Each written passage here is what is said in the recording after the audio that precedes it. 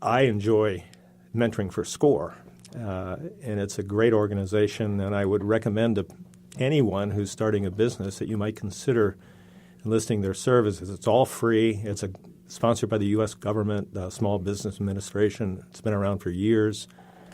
And there are a lot of old guys with arrows in their back and lots of experience in business, so they might be able to help you avoid the mistakes they made. Ready to mentor you. Do you ever buy balance bars anymore? Eat balance bars? I do. Hey, Dick, thank you so much for joining us, Dick Lamb. My pleasure. It was really nice to have you in studio. You are listening to Co-Work Radio here on KZSB, and we'll be right back after this break.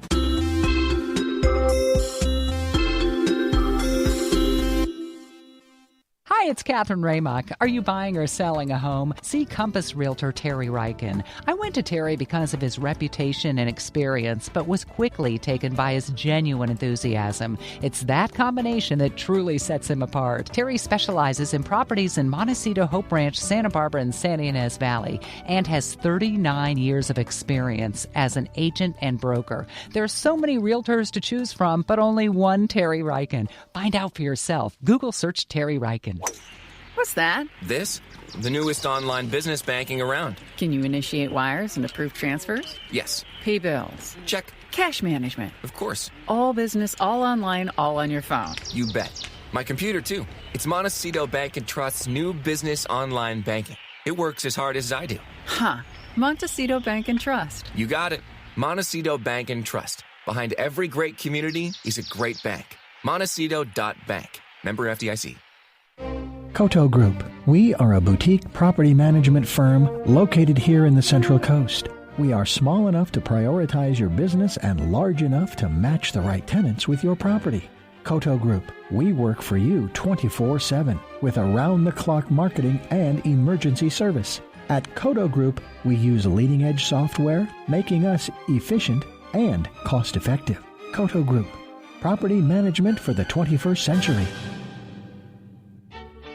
Wendy Foster clothing stores are Santa Barbara's premier shopping destinations. There are 3 locations in Montecito, 1 in downtown Santa Barbara, and our newest location in Los Olivos. Each shop has its own individual identity, but with the Wendy Foster style. Visit our shops for a unique shopping experience and personal attention. Wendy Foster stores make it easy to look beautiful. There are 3 locations in Montecito, 1 in downtown Santa Barbara, and our newest location in Los Olivos. All 5 Wendy Foster locations are open 7 days a week.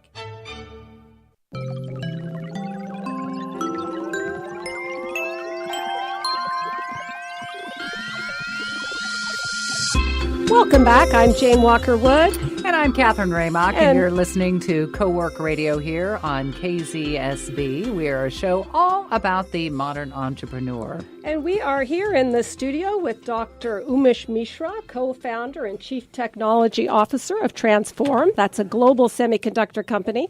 Dr. Mishra also co-founded Nitres, which was the first company to develop gallium nitride LEDs and transistors.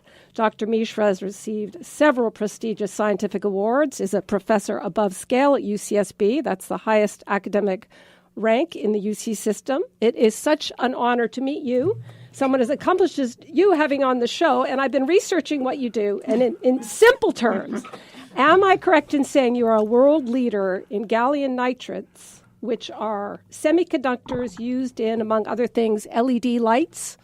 Is that really being simplistic, and now you're taking on the electric car? Everything is correct except the world leader part. Okay. So, gallium nitride is a magical semiconductor that is finding use in LEDs, the whole solid-state lighting revolution that got my colleague a Nobel Prize, Professor Nakamura. It took the place of silicon? No, actually, as far as the light emitting part, it took the place, it added to another semiconductor called gallium arsenide. But my current company, Transphorm, our team is actually trying to replace silicon. So in cars, electric cars. That's exactly right. So the light emitting part doesn't replace silicon because silicon does not emit light.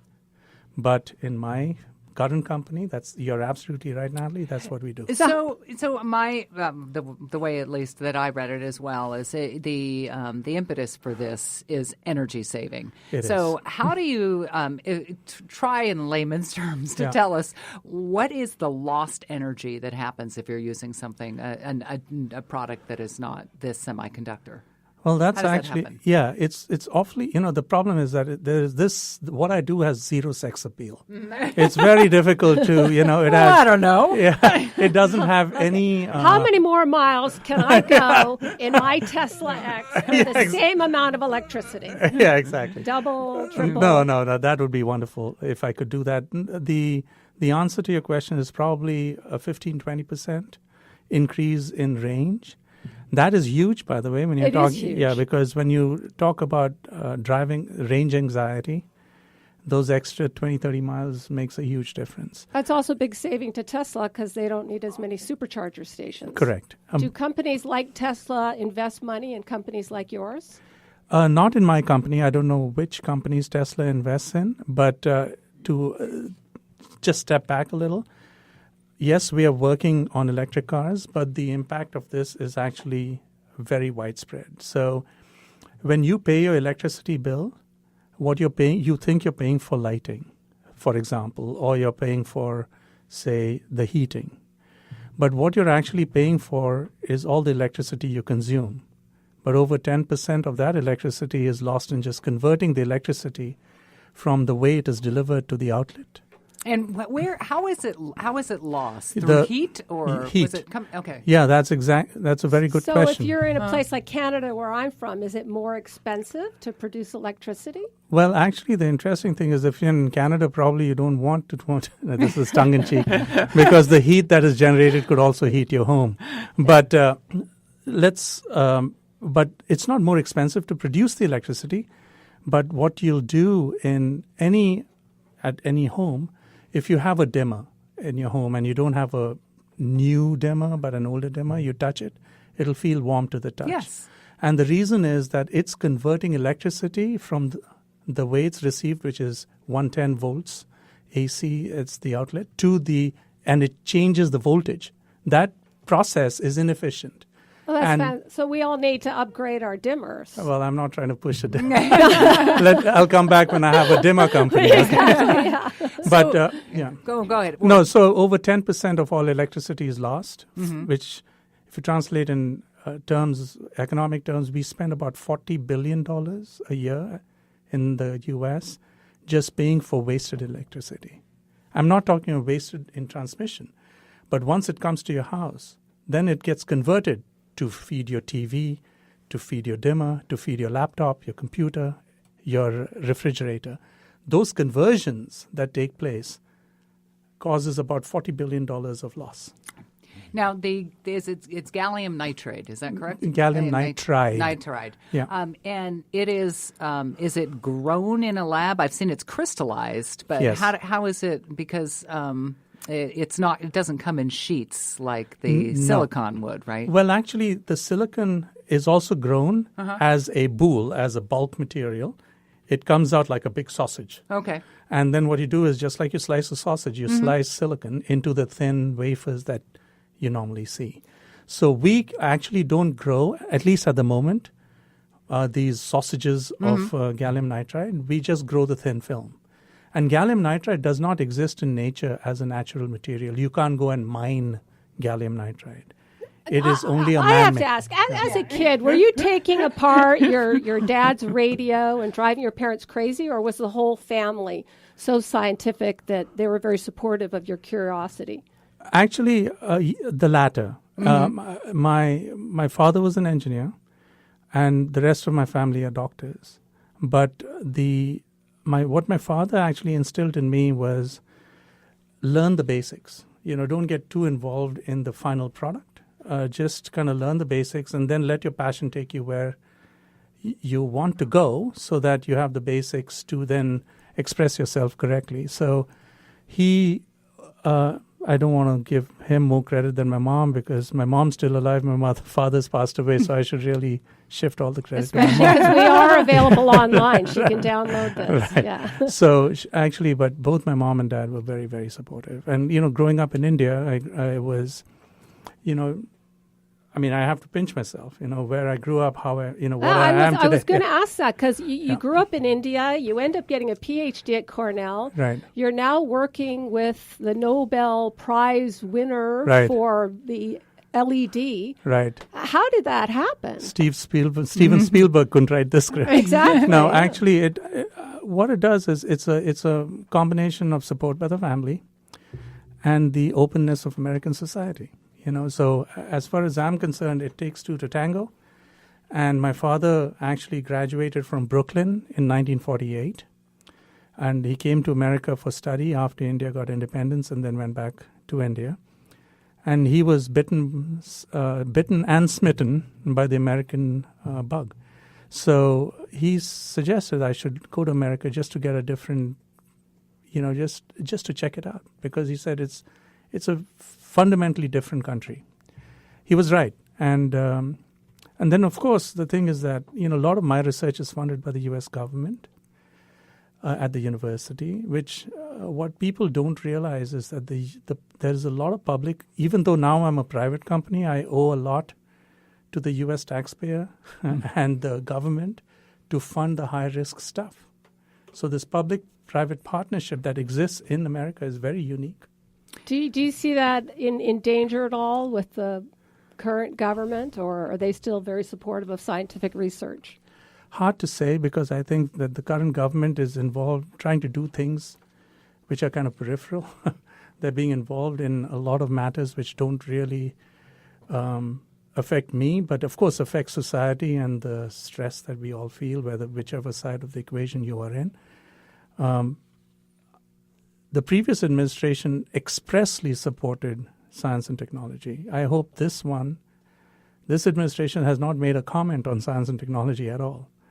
So if they leave it alone, that's great. Okay. Okay. So, you mentioned the private company, and then versus the work that you're also doing at the university.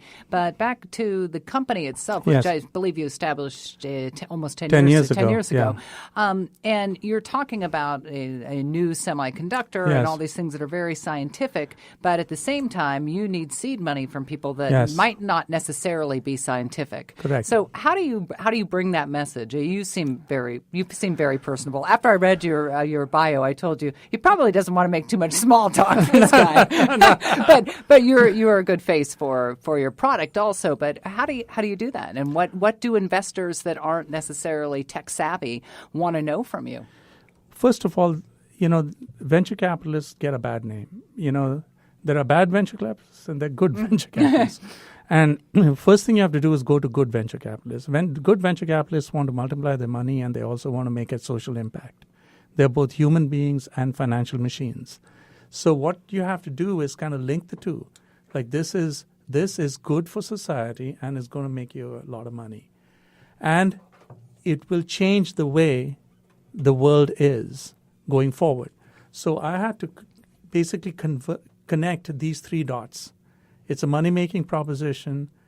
It actually is good for society, and it'll change society going forward. Now, the changing society going forward has changed. My vision was I'll change data centers and make data centers more efficient. That's happening. But what has come completely out of left field is this tremendous electrification of automobiles. It has been one of the most exciting things. I mean, it's rare to be able to live through a transportation revolution. We've lived through many revolutions. A transportation revolution happens every 100 years. So what is the application of the semiconductor in an electric car? Everywhere. Everywhere. It is, and it makes the car very simple, and in some ways actually dangerous for other jobs, like the Jiffy Lubes of the world will have to become more electrical than say, changing oil and so on and so forth. I mean, there will be jobs, they just have to get retrained. Right. Yeah. You know, I just switched from, I had a Mercedes electric, which Yeah. only goes 70 miles, and now I have the Tesla X. And I'm saying to everybody, I don't even feel like I'm in a car anymore. It's Yeah. like a computer. It is. And it's not perfect, and I don't think it likes me. It's a computer with a personality. What do you see 20 years down the road? Computers that like you. But the fundamental things doesn't change. I mean, it is a moving computer. And And you don't feel that when you're in a Mercedes electric. You just feel like you're in a In a regular car. car.